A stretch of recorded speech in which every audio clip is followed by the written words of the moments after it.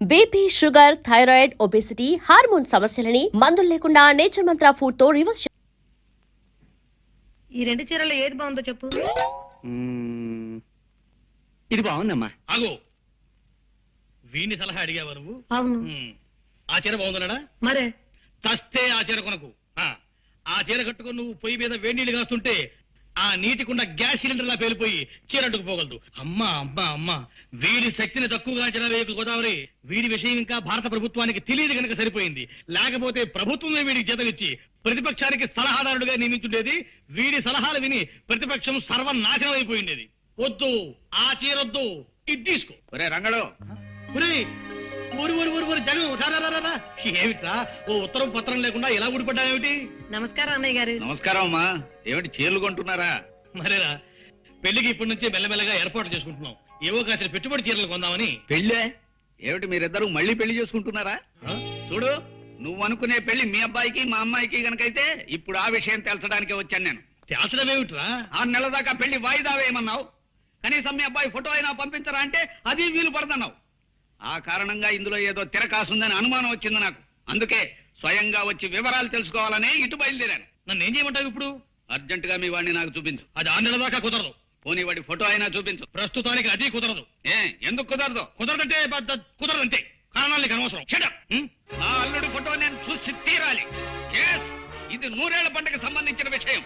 జబ్బు విత్తనం నా ఇంటికి చేరడానికి ఒప్పుకోను నేను. జబ్బు విత్తనం ఏమిట్రా నీ పిండాకుడు? ఫోటో చూపించడానికి కూడా దంకుతున్నావంటే ఏమో మీ వాడికి ఏ జబ్బులు ఉన్నాయో, బొల్లే ఉందో కుష్టే ఉందో ఎవరికి తెలుసు. రే జగంగా, ఎంత మాట అన్నావురా ద్రాపి? ఆ దిక్కుమాలిన జబ్బులు నా కొడుకెళ్ళేవు. ఉంటే నీ కూతురుకున్నాయేమో. రే రంకిక, నా కూతురు గురించి ఒక్క మాట అన్నావు, తుపాకీ అద్దెకి తెచ్చి మరి నీ తల పేల్చేస్తా. నీ ఫేస్ నాకు నచ్చలేదు, నీ సంబంధం క్యాన్సిల్. నా ఫేస్ గురించి కామెంట్ చేస్తావురా? దిక్కుమాలిన ఫేసు నువ్వును. రేయ్, నీ ముఖం విమానంలో బఠానీలు అమ్ముకునేవాడి మొహన్ రా. నీ మొహం వరదల్లో మంచి నీళ్ళు అమ్ముకునేవాడి మొహన్ రా. రేయ్, నువ్వు టీవీ రామాయణంలో శత్రుఘ్నుడు లాంటి వాడివిరా. అస్సలు వాల్యూ లేని క్యారెక్టర్. నువ్వు టీవీ భారతంలో దుర్యోధనుడి 93వ తమ్ముడు లాంటి వాడివిరా. జనానికి నీ పేరే తెలియదు. నన్ను అంత మాట అంటావురా? ఒరే బృహస్పతి, అయ్యా చెప్పు, వీణ్ణేం చేయబట్టావో సలహా చెప్పు. ఆ చెంప ఈ చెంప వాయించండి. Very good. మా వాడు ఆ సలహా చెప్పాడు కాబట్టి నిన్ను కొట్టకుండా వదిలిపెడుతున్నా. బతికిపోయావు పో. రేయ్, మా ఇంటికి రారా. మా హిట్లర్తో నీ పేరే జగన్నాథం అని చెబుతా. నిన్ను పీకి పీకి పీలికలు చేసేస్తుంది. అది మీ ఇంటికి వచ్చినప్పుడు చూసుకుందాం గానీ ముందు మర్యాదగా మా ఇంటి గడప దాటు. వెడుతాను రా. ఇంత మర్యాద జరిగిన తర్వాత కూడా నీ దిక్కుమాల కొంపలో పడుంటే దరిద్రం నాకేం పట్టలేదు. ఫైనల్ గా చెప్తున్నాను విను, ఎట్టి పరిస్థితుల్లోనూ నా కూతుర్ని మాత్రం నీ ఇంట్లో పడేయను. వద్దు బాబు, నా ఇంట్లో మాత్రం పడేయకు. ఓ విమానంలో ఆకాశంలోకి తీసుకెళ్లి కిటికీలోంచి ఒక్క తోపు దోసేయి, ఏదో ఇంట్లో పడిపోతుంది. రేయ్, నా కూతురు గురించి ఎంత చులకనగా మాట్లాడతావురా? చూస్తూ ఉండు, నెల తిరక్క ముందే దానికి రాజా లాంటి సంబంధం తీసుకొచ్చి పెళ్లి జరిపిస్తా. నా కొడుకును కూరాకులో పురుగులో తీసిపడేస్తావురా? నీ కూతురికి మా వాడి కంటే హీనాతి హీనమైన మొగుడు రావాలని నేను ఈ క్షణం నుంచే ముక్కోటి దేవతలకు మొక్కుకుంటాను. ఓం నమ శివాయ, ఓం నమ శివాయ. చెప్పబోతున్నా. రే కాంగ్రెస్ పోదరుడా, తీసుకుపోతారు గారు, వెళ్ళిపో. మళ్ళీ మా ఊరాకు. ఏమైందండి? కాయా పండా? కాయే, కరక్కాయ గిలక్కాయ. ఆ సంబంధం క్యాన్సిల్ చేసి వాడికి చీకొట్టి మరీ వచ్చాను. పోలేండి, అంతా మన మంచికి అని ఇదెందుకు జరిగిందో. అయినా మనం బిడ్డను సంకలో పెట్టుకుని దేశం అంతా గాలిస్తున్నామేమో అనిపిస్తోందండి. ఈ వయస్సులో మనకి సంకనెత్తుకునే బిడ్డ వెట్టిన మొహం. తోటకూర అనుకుని అడ్డమైన పిచ్చాకులు కూర వండుకు తిన్నావా? నేను చెప్పేది మన రాంబాబు గురించండి. కుర్రాడు యోగ్యుడు, బుద్ధిమంతుడు. మన శాంతిని రాంబాబుకి ఇచ్చి చేస్తే బాగుంటుందేమో అనిపిస్తుంది. ఏమంటారు? రాంబాబు అల్లుని చేసుకోవడం. పెళ్లి విషయంలో తొందరపడి నిర్ణయాలు తీసుకోవడం మంచిది కాదమ్మా. ఆయన ఎలాంటి మనిషి తెలుసుకోకుండా అలా మాట్లాడుకో. మంచి మాట అన్నావమ్మా. నా బిడ్డదంతా నా పద్ధతే, నీ టైప్ కాదు. అందుకే దాని ఫేస్ నచ్చుతుంది నాకు. ఏ మనిషినైనా ఏ విషయాన్నైనా కూలంకషంగా రాంబాబుకి 3 పరీక్షలు పెట్టబోతున్నాను. మొదటిది అతని చపలత్వానికి పరీక్ష, రెండోది అతని వ్యసనాలకి పరీక్ష, మూడోది ఈ రెండిటి కంటే ముఖ్యమైన విషమ పరీక్ష. ఈ 3 పరీక్షల్లోనూ రాంబాబు గెలిస్తే మన శాంతి అతంది, లేదా అతందో అతంది. ఈ ఇన్ఫర్మేషన్ ఇచ్చేందుకు చాలా థ్యాంక్స్ రా. ఇహ చూసుకో, మా మావని ఎలా ఆట ఆడిస్తాను. నమస్కారం సార్, నా పేరు చక్రపాణి. అప్పుడప్పుడు డ్రామాల్లో వేషాలు ఇస్తుంటాను. చూశాను, కొన్ని టీవీ నాటకాల్లో కూడా నిన్ను చూశాను. కాబట్టే నీ దగ్గరకు ఓ పని మీద వచ్చాను ఓయ్. నాతో మీకు పనే ఏమిటి సార్ అది? ఇప్పుడు నువ్వేం ఉద్యోగం చేస్తున్నావు? ఎక్కడ ఉద్యోగం దొరక్క ఖాళీగా ఉన్నాను. అదే నా సమస్య సార్. ఓకే, నీ ఫేస్ నాకు నచ్చింది. నా పని నువ్వు చేసి పెడితే నీకు పని నేను చూసి పెడతాను. Thank you sir.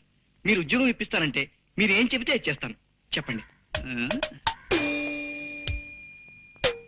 నా కాబోయే అల్లుడికి 3 పరీక్షలు పెట్టాలనుకుంటున్నాను అయ్. అందులో మొదటి పరీక్షకి మనకు అందమైన ఏ మిస్టర్, మీకు డ్రైవింగ్ వచ్చా? వచ్చు. ఏ కారులో వస్తుంటే దాహం వేసి నీళ్ల కోసం ఈ చెరువుల దిగి పడిపోయాను. అబ్బా, కాలు బెణికింది. డ్రైవ్ చేయలేను. నన్ను కాస్త మా ఇంటి దగ్గరికి తీసుకెళ్ళరా? మాది పక్కూరే. ఇంత మంచి కారులో వస్తూ నీళ్ల కోసం చెరువులోకి దిగావా? నన్ను టెస్ట్ చేయడానికి మా మామ ప్రయోగించిన కామిని పిశాచం అని నాకు తెలుసు. నీ విషయం నేను చూసుకుంటాను కదా. సరే పదండి. Thank you. చూడు మిస్, నీ ఆటపాటలకు పడిపోయేంత లూజ్ క్యారెక్టర్ కాదు నేను. ప్రస్తుతం నేను ఉండేది ఎక్కడనుకున్నావు? మచ్చలేని మహామనిషి జగన్నాథం గారింట్లో. అటువంటి మహానుభావుడి ఇంట్లో ఉంటూ ఇటువంటి తుచ్చమైన ప్రలోభాలకు లోనవుతారనుకున్నావా? నెవర్. ఊడవండి శుభ్రంగా.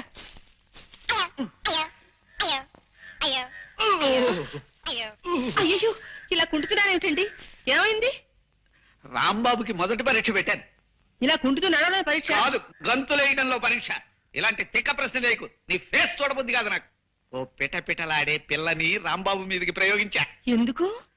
ఇద్దరూ కలిసి కూర్చుని క్యారం బోర్డు ఆడుకోవటానికి. ఆహా. చేస్తుడు ఆ పిల్లని ప్రయోగించి అతనేమన్నా ప్రలోభపడతాడేమో అని చూశా. నా మనసులో ఒక శాంతిగా చోటు ఉందని చెప్పి ఆ పిల్లని మెడబెట్టి గెంటేశాడు. అలాగా? అయితే బుద్ధిమంతుడే మన రాంబాబు. అంత మంచి మనిషిని నేనెందుకు సరిగ్గా అర్థం చేసుకోలేకపోతున్నాను. Excuse me. ఏమండోయ్, మిమ్మల్ని మీతో కాస్త పనుంది. అలా టౌన్కి వెళ్దాం, వస్తారా? ఓకే పదండి. థ్యాంక్స్, రండి. ఇదేమిటండి, నన్ను ఇంత దూరం టౌన్ కు తీసుకొచ్చి ఈ బార్కు తీసుకొచ్చారేమిటి? అలా 4 గుండ్రాలు వేసుకుని కాస్త కబుర్లు చెప్పుకుందామని. Waiter, 2 scotch. అబ్బే, నేను తాగనండి. పర్లేదు బ్రదర్, నీ తాగుతాను. నాకు జస్ట్ కంపెనీ ఇవ్వండి అంతే.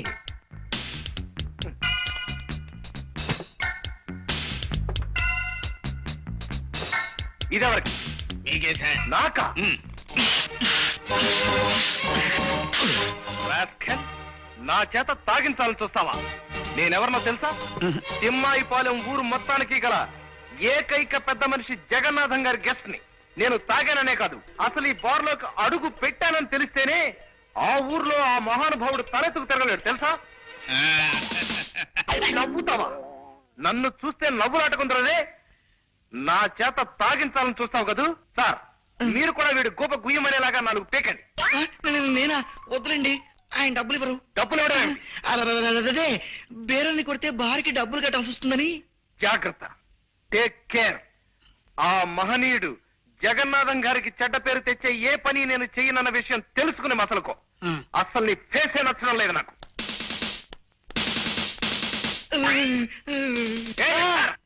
వస్తున్నా.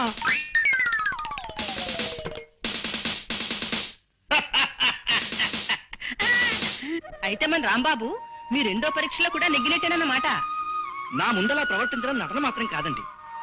దురలవాట్లుంటే మొహమాటానికి వద్దనే వాళ్ళ మొహంలోనే ఆ అబద్ధపు మాట తెలిసిపోతుంది. అంచేత నా అంచనా మేరకి అతను తాగుడు, జూదం, వ్యభిచారం ఇలాంటి చెడ్డలవాట్లు ఏమీ లేని మంచి మనిషి. ఆ కుర్రాడికి మనమంటే అపారమైన గౌరవం, మన శాంతంటే అమితమైన ప్రేమ అని తెలిసిపోయింది నాకు. అన్ని విధాల రాంబాబు ఎంతో మంచి మనిషి. ఆయన మంచితనం ముందు నేను ఓడిపోయాను. ఆ ఓటంలో ఉన్న ఆనందాన్ని ఇప్పుడు అనుభవిస్తున్నాను. రిక్షా ఇక్కడే తిప్పు బాబు.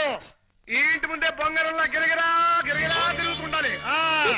తిప్పు తిప్పు తిప్పు. చూడు మై డార్లింగ్, ఏమిటిది? ఇది బీదవారి కారు, మాది కుర్ర కారు. మేం చేస్తోంది షికారు. తను తాయారు, మేం పెళ్లికి తయారు. ఇది ఖరారు. ఈ అమ్మాయిని పెళ్లి చేసుకుంటారా? మరి నన్నేం చేస్తారు? నిన్నేమైనా చేయడానికో, నీ బాధ్యతల నుంచి తప్పించడానికో నేను ఎంతనివాణి సీత. నువ్వు ఇలా నీ తల్లి కన్నిటికి వేణీళ్ళలో పెట్టిన కొవ్వొత్తులా కరిగిపో. నేను ఈ పిల్లల్ని పెళ్లి చేసుకుని ఎటో ఎగిరిపోతా. నా వెనకాల బాధ్యతలున్నాయని నన్ను వదిలేస్తారా? నేను చేస్తున్న పనిలో ఇసుమంత అన్యాయం కూడా లేదు సీత. ఇప్పటికైనా మించిపోయింది లేదు. నీ బాధ్యతలన్నీ దించేసుకుని ఆ ఇంటితో నీ బంధాన్ని తెంచేసుకుని నాతో వచ్చేస్తానంటే ఈ పిల్లల్ని పంపించేస్తా, లేకపోతే ఈ అమ్మాయి మెడలో తాళి కట్టేస్తా. అంత పని చేయకండి. నాకు మా అమ్మ అక్కయ్య చెల్లెలు ఎవరు వద్దండి. మీరు మీరు కావాలండి. ఆ మాట మీ అమ్మ ముందు చెప్పు. అలాగే. అమ్మా, వెంటనే మన ఇంటి బాధ్యతలు వదిలించుకొని రాకపోతే నన్ను కాదని ఆ అమ్మాయిని చేసుకుంటానంటున్నారే. అయ్యో వద్దమ్మా, మా విషయాలను పట్టించుకోవద్దు. మా గురించి మీ భవిష్యత్తు పాడు చేసుకోవద్దమ్మా. నువ్వు సూర్యబాబుని పెళ్లి చేసుకుని సుఖపడు. ఏమిటి, నన్ను పెళ్లి చేసుకోవద్దని చెప్తున్నారా? లేదు బాబు, చేసుకోమంటున్నాను. కాస్త గట్టిగా చెప్పండి, అలా మీలో మీరే కొనుక్కుంటారా? వెంటనే మా సీతని పెళ్లి చేసుకో బాబు.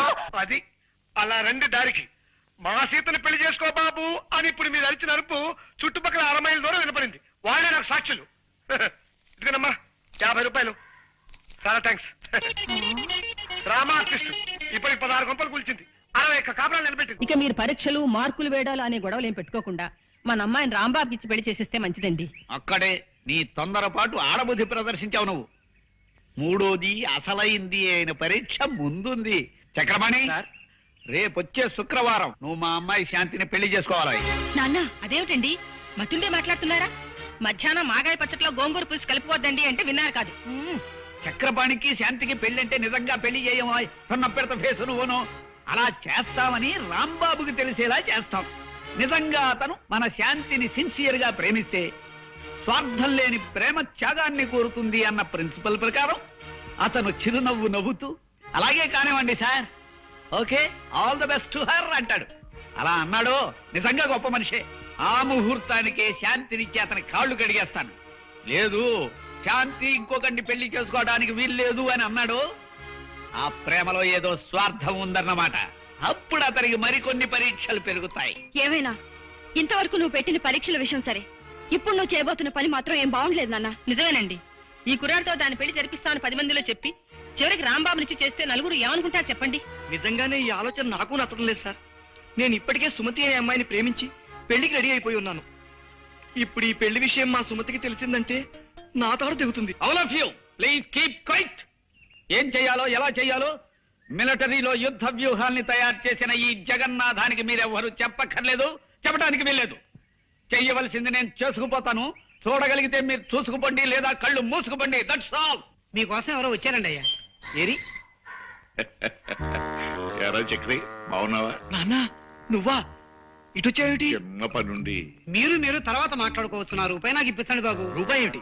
వీరు నాకు బస్ స్టాండ్ లో కలిశారు, మిమ్మల్ని గురించి అడిగారు. మీరు నాకు తెలుసని చెప్పగానే రూపాయి నా దగ్గర అప్పు తీసుకుని కలర్ సోడా తాగారు. ఆ రూపాయి ఇప్పిస్తే ఓరి నీ కొంపలో వజ్రాల పాత్ర దొరక్క ఒక్క రూపాయికి ఎద్దు అయిపోతావు. నువ్వెక్కడ కక్కుర్తి మనిషి అయ్యాడు. వెళ్ళలే, ఇందా తీసుకో, వెళ్ళు. బాగా వెళ్ళు, మా కథ బోల్ పని ఉంది. అదే ఆ పరీక్షే చివరి పరీక్ష ఇప్పుడు రాంబాబుకి పెట్టబోతున్నాను.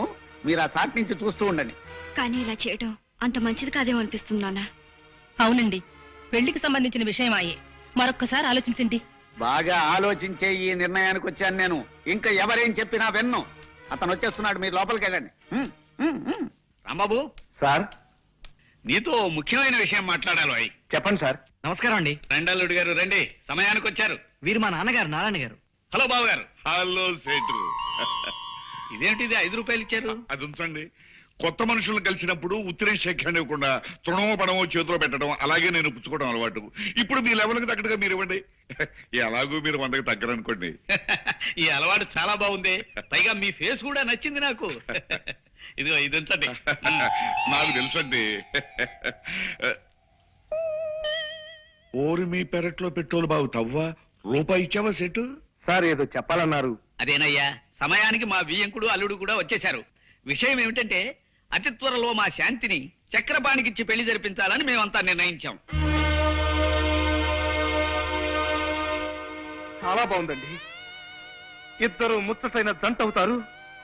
చక్రపాణికి అర్ధాంగి అయితే శాంతి సుఖపడుతుంది అంటే నా మనసు ఆనందంతో నిండిపోయింది. ఆమె ఎక్కడున్నా సుఖ సంతోషాలతో భోగ భాగ్యాలతో తొలతూగుతుండటమే నేను కోరుకునేది, ఆ దేవుణ్ణి వేడుకునేది. Thank you, congratulations Chakrapani.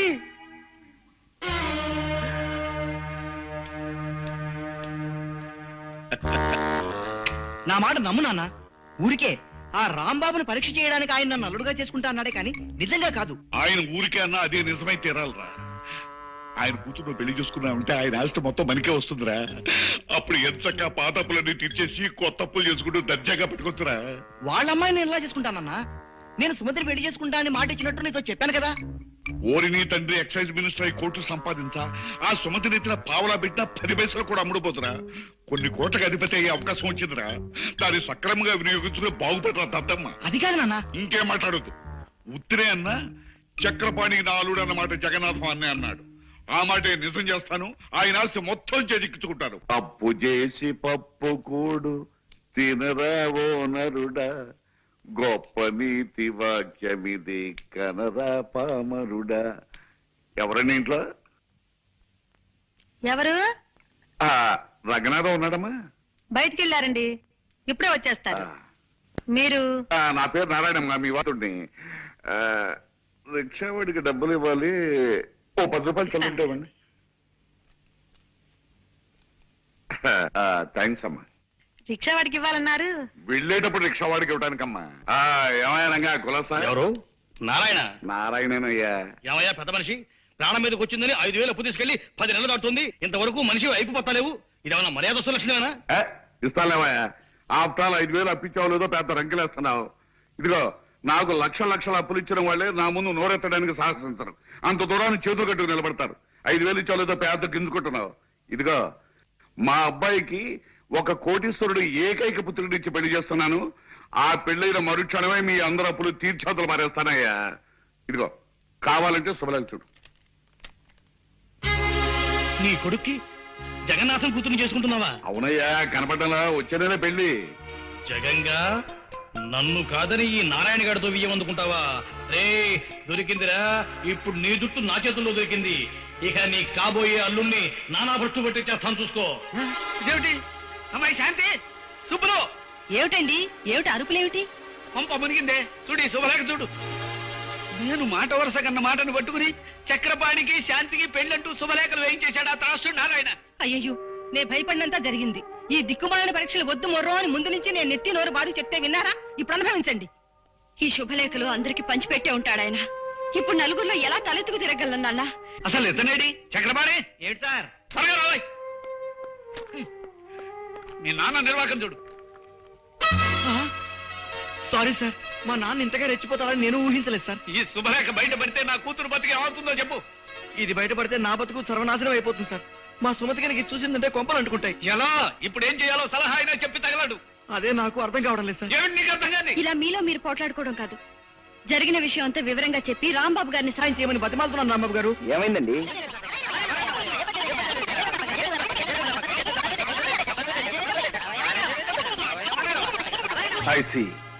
ఇంత గ్రంథం నడిపాడన్నమాట మీ నాన్నగారు.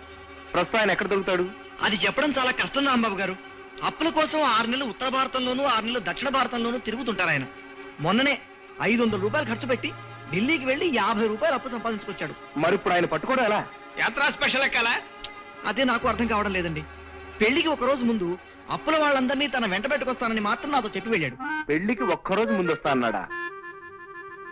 సరే మావగారు, నీకు నారాయణ పేడ తప్పేలా, నీకు నీ సుమతితో పెళ్ళయ్యేలా నేను చక్కటి ప్లాన్ వేస్తాను. ఇక నుంచి నడుపుతాను చూడండి నాటకాన్ని.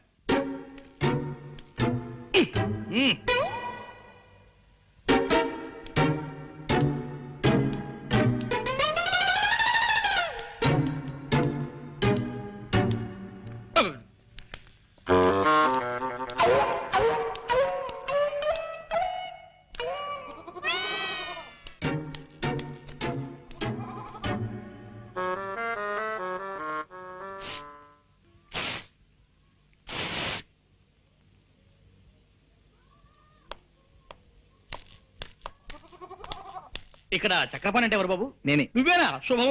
మీరెవరు? నేను మీ నాన్నకు అప్పించిన పిచ్చివాళ్లే బాబు. అవును, పెళ్లి కొడుకువి ఇలా దిగాలుగా ఉన్నావే? మనసేం బాగుండలేదండి. అలాగా?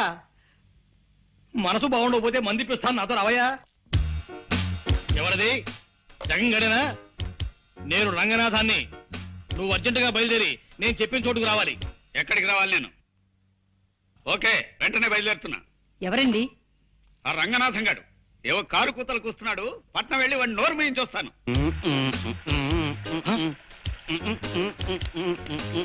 ఒరే దరిద్రుడా, రన్నింగ్ బస్సులో కండక్టర్ నడిచినట్టు ఆ నడకేమిటి నీ మొహం? పిచ్చి చూపులు చూస్తున్నావు. తాగేవా ఏమిట్రా? ఎస్సా నీ శ్రాద్ధమా? తాగొచ్చి నా ఎదురు నిలబడతావా? ఎంత ధైర్యం నీకు? నిన్ను ఒరేయ్, నువ్వు నన్ను కొడతావురా? ఈ టైప్ లో కొట్టాను. కావాలంటే ఈ టైప్ లో కొట్టగలను, ఈ టైప్ లో కూడా కొట్టగలను. చాలు, ఇంకే టైపులు షార్ట్ హ్యాండ్లు వద్దు. నీ విద్య నాకు పూర్తిగా తెలిసిపోయింది. నీ దగ్గర ఉద్యోగం చేస్తున్నాను కదా అని నన్ను నాటు సారకట్టే హీనంగా చూస్తావుట్రా రాస్కెల్. ఏ నా వల్ల కాదు. నువ్వు వచ్చి నా కాళ్ళ మీద పడినే సరే నీ దగ్గర నేను పని చేయను. పో, నీ బాబుని చెప్పు. నాతో పెట్టుకోరే. నువ్వు వచ్చేసావా? వచ్చానురా. నీకు మా స్థానే నీకు సన్మానం చేసి నీ చెంప మీద 5 వేళ్ల శాలువా కప్పటం కళ్ళారా చూసి ఆనందించాను. ఆ ప్రతిష్ట గురించి ఇందాక ఫోన్లో ఏదో వాగావు. నీ ప్రతిష్ట ఇప్పుడు పొయ్యి మీద పెట్టిన ఐసిగడ్డలా ఎంత గట్టిపడుతుందో చూసి సంబరపడుతున్నాను. నన్ను చూడడం కాదు, చూశాక నీ గుండె ఆగిపోతుందేమో, దాన్ని గట్టిగా పట్టుకుని ఓసారి అలా చూడు.